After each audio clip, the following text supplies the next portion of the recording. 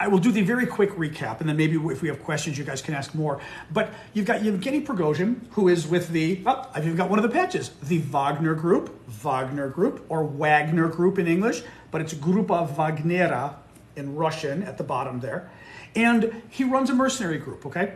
And the mercenary group is basically soldiers for hire. So they sell themselves, to the highest bidder around the world, basically, working for governments in Mali and other places. Trying to adjust my, just trying to adjust my little winch here. It better not fall down on me. Soldiers for hire working for governments from Mali, Central African Republic, other places. And he decided to help Putin in Ukraine. Honestly, Russia being Russia, he probably didn't decide. Putin asked him to, and Putin told him to, because Putin controls everything in Russia, okay? So Wagner Group is fighting in Ukraine for the last year and a half now, right? That everybody else has been there. They've been doing very well. Some of Russia's best forces are the Wagner Group.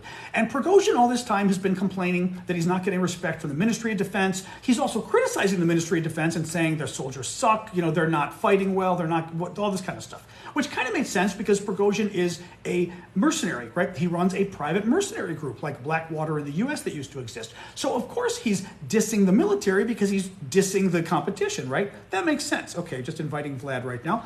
He's just curious as time goes on. From actually criticizing the military effort.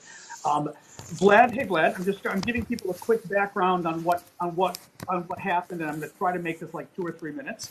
This is my friend Vlad in Ukraine. Actually, and I am going live on Discord anyway, but I think it might be too hard for you on Discord, so we'll just see if there's any chance the Discord people can hear.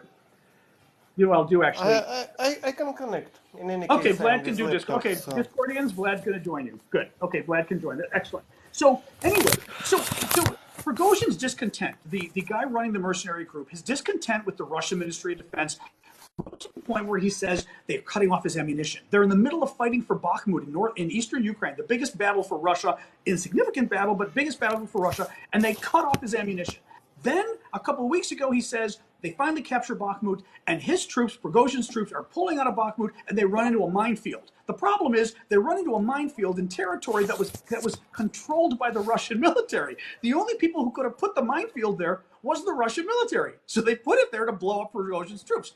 Then they open fire on them. This is all Prigozhin claiming. They open fire on them. The Russians open fire on the Prigozhin Russians. So they turn around and capture the commander of the local Russian troops, put him on camera, and make him confess to the entire thing, that he tried to kill Prigozhin's men and was ordered to. He then gets let go, and he says he was tortured, he was held previously by the Ukrainians, and the Ukrainians treated him better than Prigozhin's men did. Fast forward to now, and Prigozhin yesterday morning says that the war is basically a joke. It is being fought for the rich people in Moscow. The whole 8 years of invasion and control of Crimea and eastern Ukraine was basically done to fleece the region and steal all the money. And now we invaded again to steal even more money from Ukraine. It's not about NATO. It's not about Ukrainians being a threat to us. Ukraine's not a threat. NATO's not a threat. He's saying all these things yesterday morning. So we're all going, that's bizarre. Then he announces the coup, that he's taking on the Ministry of Defense. He's going to go to Moscow, throw out the defense minister, throw out the top general in charge of the war, right, crazy stuff. And then it takes us to today, where now suddenly peace is brokered, apparently. Prigozhin says he's pulling his men back. He's reached a deal with Putin. And what we're all trying to figure out is, how do you reach a deal with Putin and go back to fighting again in Ukraine when you just told your men that the Ukraine war is a joke, that you're fighting for rich people to make money in Moscow, and that's the only reason you're giving your life? Why would they fight? Even, granted, I will say this, his men fight for money, right? So maybe Prigozhin can still get his men to fight because they don't care, right? But in general, this is kind of weird. Putin called him a traitor and accused him of treason. How do you forgive treason and work with this guy? Prigozhin says some deal was reached. Is Putin going to fire the Minister of Defense? Is Putin going to fire the top general? I mean, the whole thing makes no sense. Now, one final thing that was just thrown out is, was this some kind of a plot of Putin and Prigozhin getting together and doing this entire thing? I kind of feel like it wasn't, because this still sows a lot of, and I'm going to throw this to Vlad right now. For me, this story, even if it's fake, we don't know it's fake. The military doesn't know it's fake. The Russian citizens don't know it's fake. This makes you all feel, if you're Russian, like, oh my God, this is a disaster. Our troops are fighting each other, civil war, Putin looks weak. If Putin arranged this with Prigozhin, it feels to me like Putin looks worse and military morale in Russia sinks as a result of this. So, Vlad, what do people in Ukraine think is going on with this? Like, what actually happened? Mm. I know Vlad's like, I don't know. Yes, really, I don't know. Very interesting what exactly Lukashenko said to Prigozhin and what Putin offered to him. Right. The Belarusian dictator claims, real quick, but the Belarusian dictator claims that he helped as an intermediary to negotiate peace. So the full story is that Putin asked Lukashenko to help to call Prigozhin, something like this one. And after that, Lukashenko have a call with Prigozhin, and after that, we see what happens. Yeah. Everything is stops and everything is else. I think the interesting part, that's exactly what Putin offered to Prigozhin. Yeah. Maybe became a president, or maybe fire Shoigu, and make Prigozhin as Shoigu, something like this. Who's the defense minister? Right. Right. Yes, who is the defense minister? Maybe something like that. I think we will see this one. But we have another situation that Prigozhin create a very, very fanatic organization, Wagner. Right. I mean, and exactly these fanatics who subscribe to his channel, who actually war with him and everything, not happy about this decision. Right. His troops were not happy that they called off the insurrection. From what I heard. Yes, exactly. And they are not happy about stopping doing this one, and not happy about that's like a satyr was just a satyr and showing the power, and that's all, without no huge results about this. Right. That's why, in any case, I think we should wait for a couple or 3 days. And, I'm reading some of the experts I follow online, and one of them is Michael Kaufman, who's a very big expert here in the States. A lot of the media talk to, says, I'm not sure what we just saw over the last 24 hours. We'll have a few thoughts in a bit. I mean, he's an expert on this, and Vlad and I are experts in our own way, but I'm saying this guy is one of the top Russia experts, one of the top national security experts in the States, who's quoted by all the media. And he's saying, I have no idea, I'm not sure what we just saw. My problem with this, and this is one of the things that always bothers me with these kind of stories, my problem is we're missing something. The story on its face doesn't make sense. I mean, why would Putin reach a deal? Why wouldn't Putin just have Prigozhin killed tomorrow or in a week or whenever, right? Why? I mean, it doesn't make sense to me why Prigozhin would agree to a deal. It doesn't make sense to me why Putin, frankly, would agree to a deal either, unless Putin thought he was screwed. It's just the whole thing. And again, them working together doesn't quite make sense, because I think this is embarrassing. Somebody, by the way, raised that with the previous coup in 1991 against 1991, was it against Gorbachev? Yeah, it was 1991 with Gorbachev. The coup was put down in 3 days. 4 months later, Gorbachev was gone, partially because he was perceived as a weak president, or a weak whatever he was, his title back then, leader, because of the coup. Maybe. May I listen the latest Prigozhin what I say, because I haven't chance to. Oh yeah, go ahead. Let's do it real quick. Yeah. Prigozhin did some recent statement that just sort of reiterated, I think, that they were backing off. I mean, guys, it doesn't make sense. I mean, it doesn't make sense. I will say, I mean, what is good about this is at the very least, some people are saying maybe the deal now is going to be to put, we get it Vlad in the background. It's okay. Actually, just so you know, Vlad, you're playing in the background. If you can mute yourself while you're listening. We're listening to Prigozhin. There we go. Or your video. We can still hear you. There you go. Okay. I understand That's what okay. this means.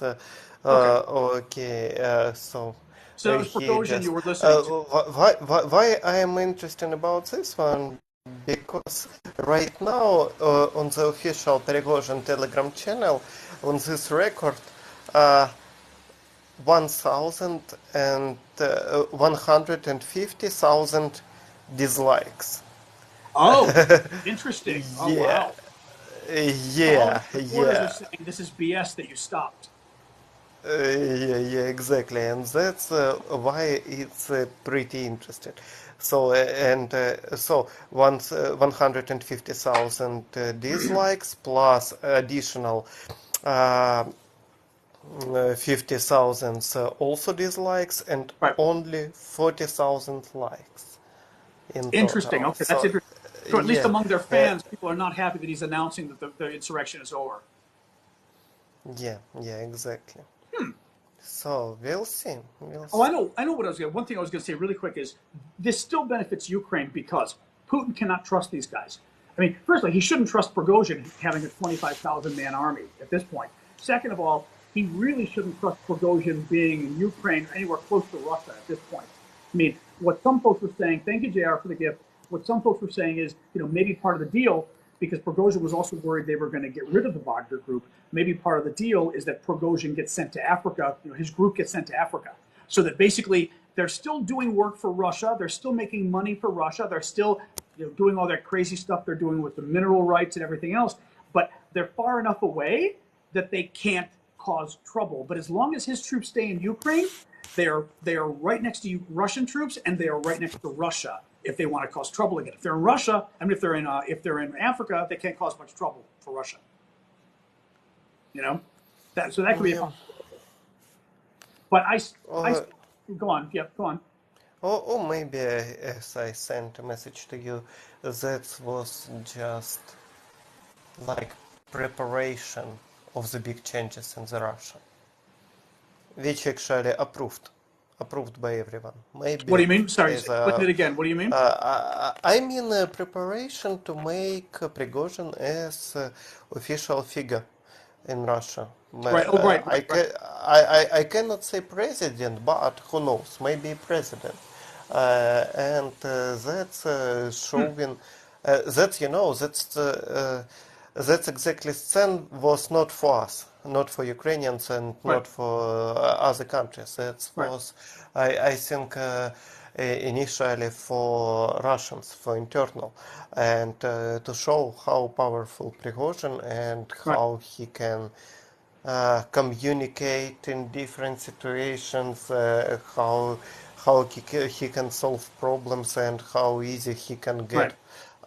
exactly power and Right. official everything. Maybe that was really part of preparation to grant him some additional permissions, officially, I mean. Well, and I think Vlad said at the beginning that we have to wait a couple of days to see how this shakes out. And it reminds me of when sort of political things happen in this country. And it usually takes 2 or 3 days. Like debates, for example, presidential debates can do this. It can take 2 or 3 days until it sort of settles in. And sometimes your initial impression isn't what, like, you think a candidate wins, but the public ends up thinking something else 3 days later. The thing that's interesting with this is initially the feeling was, oh, Prigozhin caved. He was going to overthrow Moscow, and he stopped, which feels weak. But then you think of Putin, and you think, why did Putin, the almighty dictator, need to reach a deal with Prigozhin? Prigozhin's a guy, he had 2,000 troops heading for Moscow, supposedly, and the Russian military couldn't stop 2,000 people? Right? I mean, that sounds very weak. The idea that Putin, the almighty dictator, had to negotiate a peace sounds really weak to me. And so I think Putin comes out of this being weak to some degree, even though it's over. He didn't crush the rebellion. He obviously made a concession in some way to stop the rebellion. Prigozhin becomes interesting because it depends, like I said, is he perceived as weak because, oh, look at him, once again, he was going to do something and then he stopped, or, wow, Prigozhin got the almighty Putin to blink and offer a deal because Putin was afraid of him. Clearly, Putin was afraid. I mean, Otherwise, Putin would have just said, screw you, we're going to kill you. Right? But Putin felt he had to reach a deal because this was too dangerous. That means Putin was afraid of Prigozhin. And, I just don't think in Russia you're dealing with the mindset of, let peace bloom and any negotiation is good. And I just, you know what I mean? Like, you're dealing with Putin being a man of power, and I think he looks powerless with this.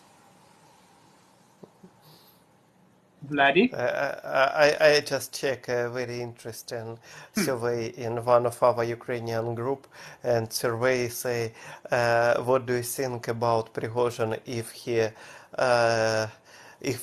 will be killed till tomorrow morning? And Ukrainians answer yes, 16% answer yes, of course. Only 16%. That's only very 16, interesting. Wait, but only 16 or 60? What do you mean? 16. But only 16 think Prigozhin will be killed? Yeah. That's small, though. Yeah. So let's see. But in general, that's also, one of the possibility. He really can be killed till tomorrow or just tomorrow, and that's all. Yeah. And the story is finished. Well, that's look. This is the thing with Prigozhin I don't understand. In the end, I feel like Putin's going to kill him. So why would Prigozhin agree to anything? Why not make your last stand and do what you can? Unless Prigozhin's deal. Here's the interesting thing too. Was Prigozhin's deal give me $1 billion and let me go to Paris? Although if he goes to Paris, he's going up on war crimes. I mean, Prigozhin has the same problem Putin has. In the end, he's probably going to be charged with war crimes. So where can you go outside of Russia, Syria, a couple other places that suck, Libya, Venezuela, and North Korea, and Belarus, that he can go to. I'm looking here on sort of my defense. Belarus not sucks. Belarus has one problem, and this problem named is Lukashenko. But generally, Belarus not sucks. No, I'm sure Belarus is a nice place otherwise, but I'm saying, right now, fellow dictatorship, and if he goes to Belarus, anyway, Putin can. The other problem is Putin can get him anyway. Argentina, yes. Argentina wouldn't be taking him nowadays, no. But I'm just looking here. Everyone's kind of in the same boat. Everyone's in the same situation, just looking at this and going, somebody else that I follow on Twitter who I like, another sort of defense guy, says, remember, this is criminal culture based on showing strength by cheating your negotiating partner. Agreeing to the deal means you're weak. Someone's going to stab the other in the back. Gary Kasparov, this is interesting. So Bill Browder weighed in. Bill Browder is very interesting. Former American businessman, now British businessman, gave up his U.S. citizenship to live in Britain with his family. Putin wants him dead. And my cousin Mark actually knows him. He went to school with him. I think he went to business school with Browder, which is really funny. But in any case, Browder weighed in and said, new reports claim that Wagner boss turns troops back from Moscow. This doesn't make any sense to me. Putin ordered Prigozhin killed earlier today. How does he walk that back? How does Prigozhin survive after this? Putin never forgives, never forgets, right? Then Gary Kasparov weighs in. Gary Kasparov is a super famous Soviet chess champion who has become a human rights advocate over the years, Russian human rights advocate. He says in response to Browder, it's a mafia, not a state, and they will walk back or swallow anything that is profitable. Infighting rarely is. This also exposes the stupidity of saying Putin needs an off-ramp in Ukraine. Oh, thank you for that, Jeremy. Or to save face in Ukraine. He's a dictator and can make up anything he wants. Now, that's interesting. That's interesting. Kasparov says one more thing. Prigozhin and Putin don't care about bloodshed, not about Russians, not about Ukrainians or anyone else. They care about money and the power to keep it. If they made a deal, it will last only as long as the money does. Interesting. Well, basically saying they're both corrupt. Yeah. It's all about saving their power. It could be their money. It could also be their life. Yes, yes. Actually, here's an interesting thought, too. For some reason, Putin hasn't killed Prigozhin up until yesterday anyway. Prigozhin should have been dead a long time ago under the rules of Putin behavior. You know what I mean? Prigozhin has gotten away with things that nobody gets away with in challenging Putin.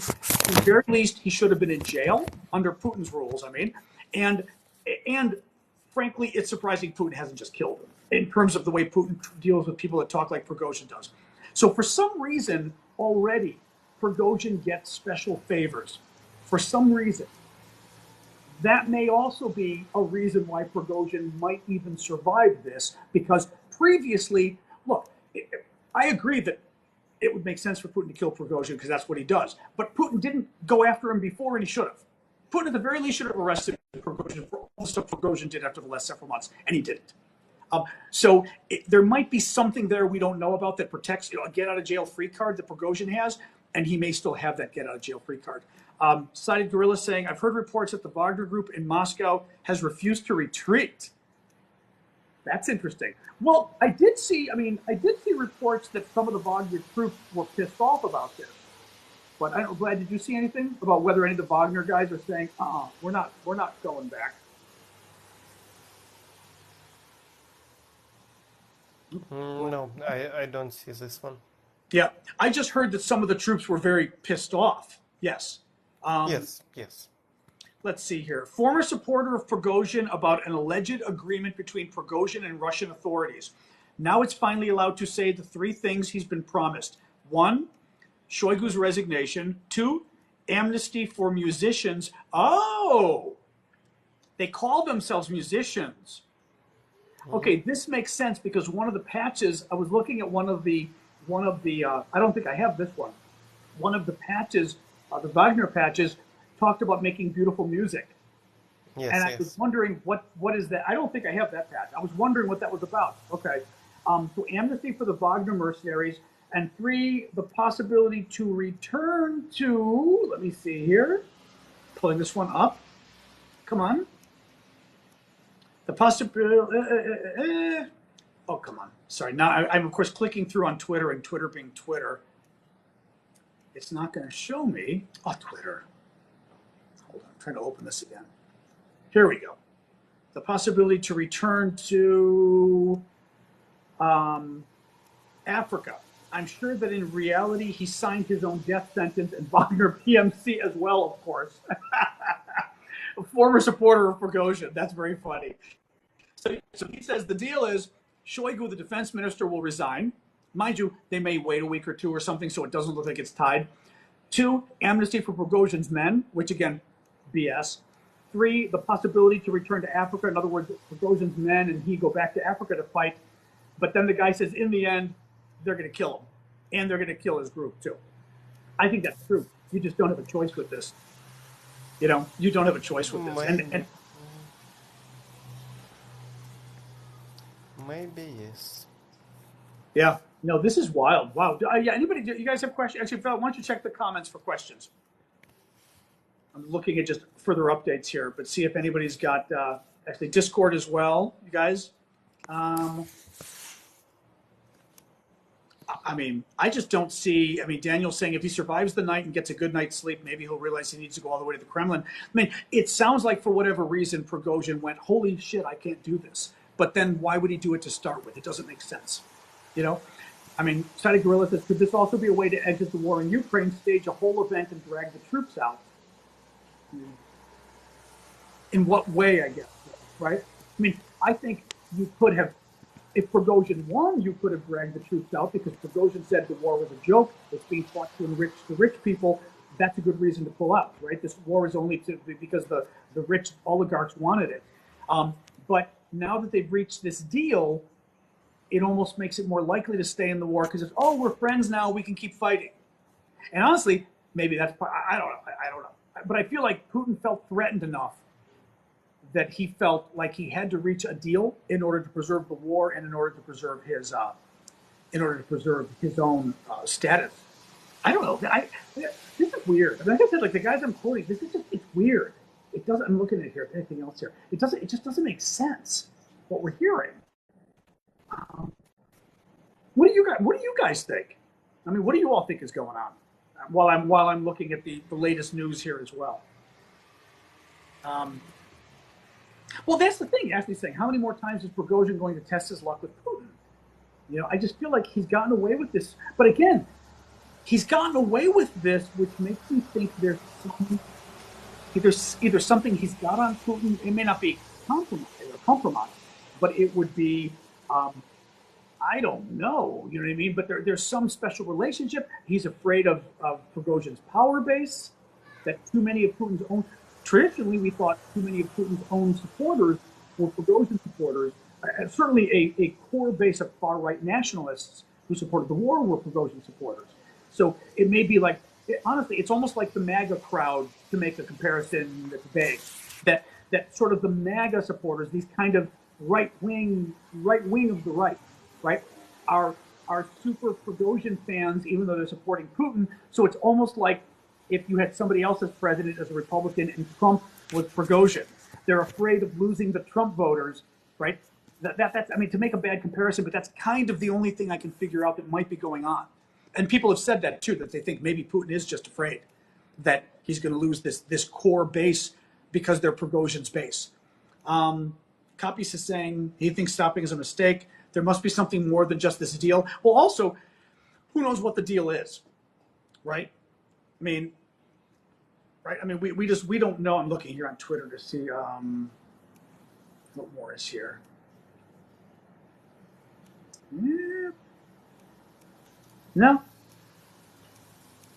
I have zero faith in statements from the Kremlin or its controlled media. Prigozhin's game could have been something as simple as Shoigu, the defense minister, was slow on paying his fees. So like any mobster, he sent some muscle to collect it. Never believe anything the Russian state says, never ever. That's a fair point. Russian media report, Prigozhin was offered to give up the idea of going to Moscow, and in response was offered the security of Wagner. Sure. They also promised to resolve the issue of Shoigu and Gerasimov.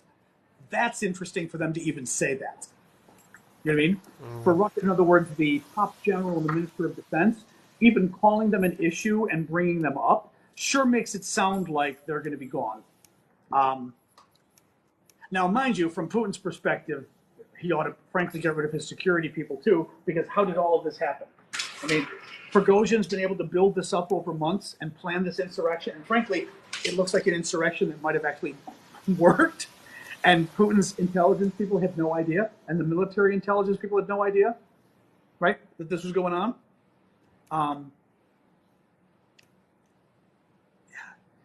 Daniel O'Neill, I think it's just a slightly prolonged collapse of the Russian Federation. They're yet to suffer the full blow of the counteroffensive in Ukraine. Well, you certainly look. I mean, one big thing, and this is great, is that the Wagner folks are somewhat Russian. John, you got to go? Sorry, yeah, I have to drop. He's got to go help his daughter's bath. Yes. That's okay. Yes. Go help your daughter. Have a good day. Bye. Bye. Yes, Vlad has his daughter's bath right now, so he's in charge. So he told me he could only come on for 20 minutes or so until his daughter had to. Oh, there you go, Vlad. All right, until his daughter had her bath. So always being a good daddy in Ukraine. But I forgot what I was saying really quick. Oh yeah, they're Russia's top fighters, and we talked to Vlad about this earlier. And Vlad said, "Oh yeah, I mean the Wagner people." As a Ukrainian, he said the Wagner people are very good military. They're very strong. The fact that they now have got to be out of the picture. If Putin doesn't kill them, Putin's going to send them to Africa or maybe disband them at the very least entirely, so they don't exist anymore. Putin just lost 25,000 of his top fighters. That's good. That's good. And they aren't just 25,000 men. They're 25,000 of the top men, right? And who knows? Maybe Wagner could have built up to 50,000 again or something. So he's losing 25,000, he may be losing 50,000. So this is still very good for Ukraine that this is happening. But boy, it's weird. I mean, so I'm just looking one, if anybody's got last little questions, and maybe we'll call it quits because I don't know what else to tell you other than, like I said, this whole thing. Actually, Robert Lee. Robert's very interesting. Let me see what Robert says. Rob Lee, he's another smart defense guy I follow. I think the catalyst for this was the move by the Ministry of Defense to force all of the Wagner Group to sign contracts with them. We knew about that, which likely had Putin's support. There might be a short-term compromise or truce, but I don't think things can go back to normal after this. The timing was as bad as possible for the Ministry of Defense. They are heavily committed trying to hold back Ukraine's counteroffensive. That's why Wagner could move so fast with a relatively small force, but the optics for Wagner are very bad, particularly if Ukraine makes gains this week, right? Because then Ukraine will be blamed. I think Prigozhin permanently lost support from some war supporters because of this. Putin publicly declared these actions a betrayal. And it appears Wagner shot down several Russian Air Force aircraft. Ooh, interesting. Which they need. He also publicly embarrassed Putin and made him look weak. Over the past few days, Prigozhin elevated this from a conflict with Shoigu and Gerasimov, Minister of Defense, top general, to a challenge to Putin. Good point. He did not immediately back down after Putin's speech, and he publicly demonstrated that he is a potential threat to Putin. This isn't a sustainable situation. Putin will side with the military and security services in any future conflict with Wagner, and when the military and security services are in a better position to force the issue, I suspect they will attempt to force Prigozhin out of Wagner or subordinate it to a loyal figure. In other words, put somebody else in charge. I wouldn't call this a coup because the purpose was not to replace Putin. It was an attempt to prevent Wagner from being subordinate to the Ministry of Defense and Prigozhin from losing his position of power. It was a means of forcing Putin to cave on the issue and get his attention. That's a good take. Yeah, that's a good take. I mean, everyone's saying the same thing. How do you get away with this? Yeah. How do you get it? If you're Prigozhin, how do you get away with doing this and not get basically, Putin come after you? Oh, that's interesting. Copies is giving us now. What are these planes, though? Actually, Copies has a list.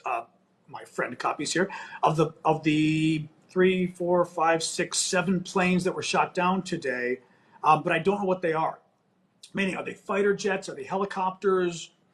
You want to just explain briefly, like, are they this many helicopters, this many fighter jets, this many, that kind of thing, I think would be helpful. Most are helicopters. Last is plane for ground support. Okay. That's it. Well, I think we did. I heard as many as 7 helicopters, I thought. Right?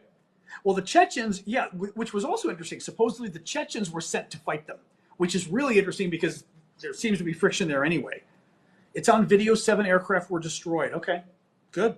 One might be a surveillance plane, says Side Gorilla. Okay, maybe that's the one.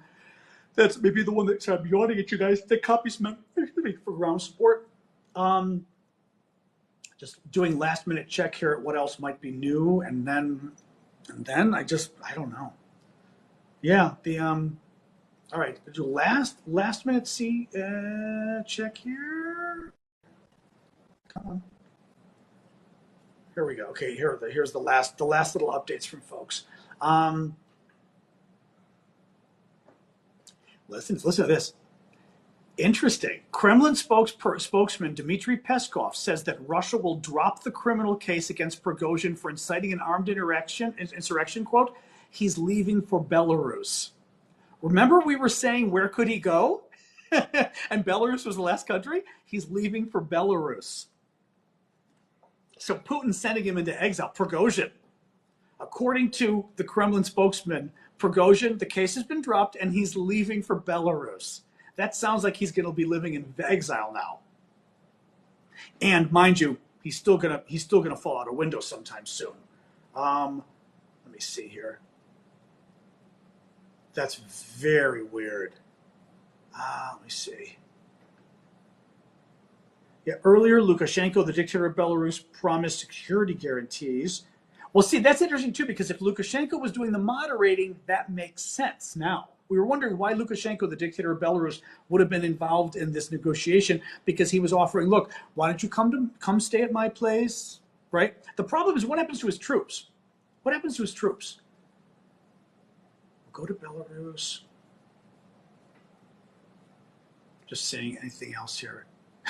Ivana, let's see here. Soldiers, listen, there's a little bit more. Prigozhin will go to Belarus, while soldiers who did not participate in the mutiny can sign contracts with the MOD, the Ministry of Defense. The rest of the fighters won't be prosecuted given service at the front. So meaning the rest of the people won't be prosecuted because they fought in the military, but they're no longer going to be in the military, is what it sounds like. So they're disbanding his other men because they won't. They're first of all, they may kill them all, but they're less of a threat because if they're literally kicked out, they go back home, right? They're not fighting anymore. What are they doing? They're not all together in the same place, which you're a bigger threat when you're in a place. Now you're spread back over Russia and you're all back home. Having said that, it still could be a threat. That is good for Ukraine. Yes, yeah. Side Gorilla saying good for Ukraine. It's good for Ukraine because they're disbanding the Wagner. Well, they're disbanding. Well, they're taking smart too. They're taking the most loyal members to Prigozhin and disbanding them. The ones who didn't join in, they could form their own militias. Yes, the ones who didn't join in are allowed to join the Russian military. Still be a little worried about them. Interesting. Yeah, so Prigozhin will go into exile and the rest will be happily fight for Russia. Well, the rest who didn't join the insurrection. I don't know, by the way, how do you even decide that? How do you know who didn't join the insurrection, right? That doesn't make sense. The pay is good. No, the pay is good in the Wagner Group. They pay more than the Russian military. I don't know whether that's going to be equalized now or what. Let me see here. Prigozhin is getting the Yanukovych treatment, but for Belarus instead of Rostov. So in sum, over about 20, this is from Arik Toller, who's very good with Bellingcat. Over about 26 hours, we go from Prigozhin threatening to overthrow the Ministry of Defense after a probably staged fake shelling attack on a Wagner base. So this guy with Bellingcat thinks that the attack on Prigozhin's men was a fake, that Prigozhin himself may have done it. To basically do a false flag so he could say, oh, we need to take on Moscow. After a probably fake staged shelling attack on a Wagner base.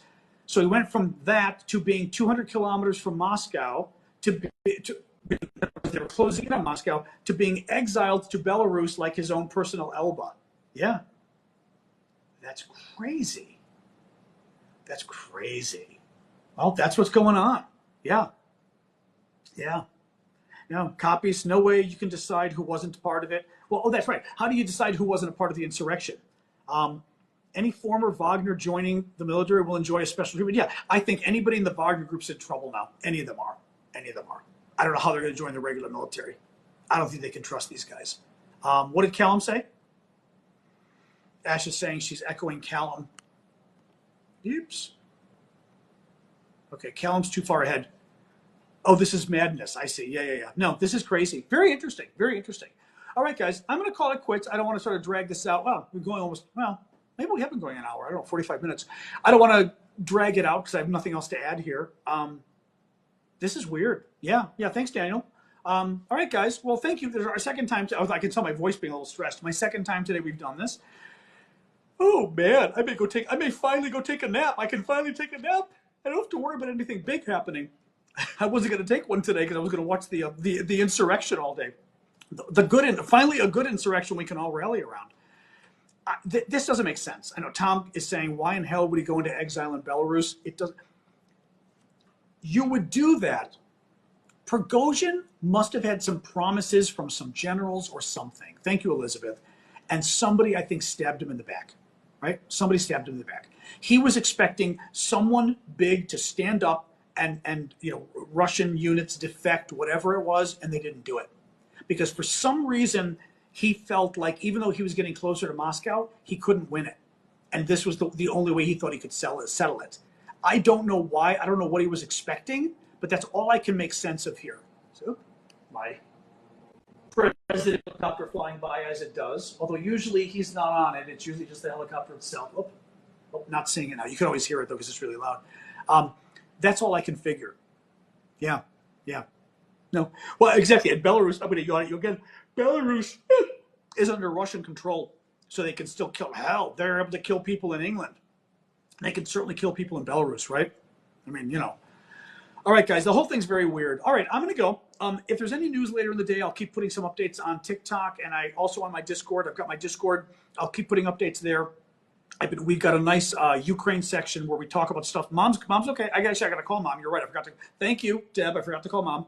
But we've got a nice Ukraine section of our Discord where we talk all day about what's going on in Ukraine. So I'll definitely be joining in there all day long. And I will also be putting up videos if we've got anything else coming on. But weird day. I'm a little. I know. I'm a little bummed. I'm a little bummed. I admit. I wanted Putin to really. I wanted Putin to suffer here for longer than a day. But let's see. It still weakened them. It still hurts the morale of the Russian military. I'm yawning at you. It hurts the morale of the Russian military, which is great. Which helps Ukraine no matter what. All right. See you guys. All right. Good night or goodbye. Maybe not good night, but good night for those of you who are in Europe. All right. Thanks, everybody. All right. You guys, thank you for joining me. And thanks for the gifts and everything, too. See you guys.